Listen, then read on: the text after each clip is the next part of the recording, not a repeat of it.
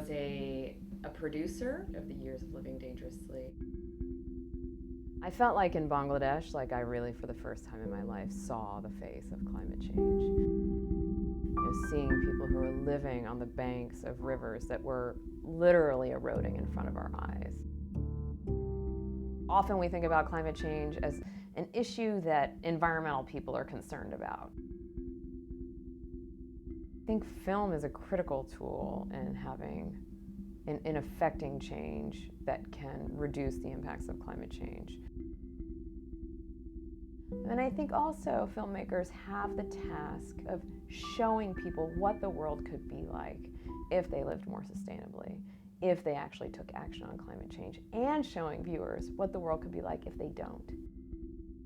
That's important because as a country, one of the ways in which we understand the impacts of climate change is by understanding how people's health and welfare are affected by it. So if we're mismeasuring it, if we're underestimating the number of people who die from heat waves, how bad hurricanes are going to get, any number of dimensions, we're not taking enough action.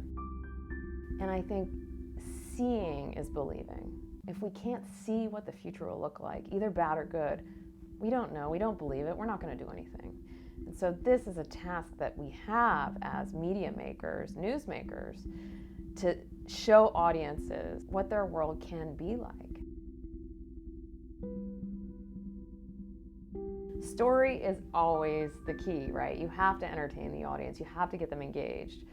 And then maybe you can motivate them enough, like maybe they'll be so sucked in by the story and so excited that they will actually take some next steps. I think a good story unto itself can change the way that people think about themselves, can change the way that people think about the world, can change the way people act in the world, and all of these things have a tremendous ripple effect. I mean, what I would love to see is filmmakers focusing on articulating to audiences how they can mitigate the impacts of climate change.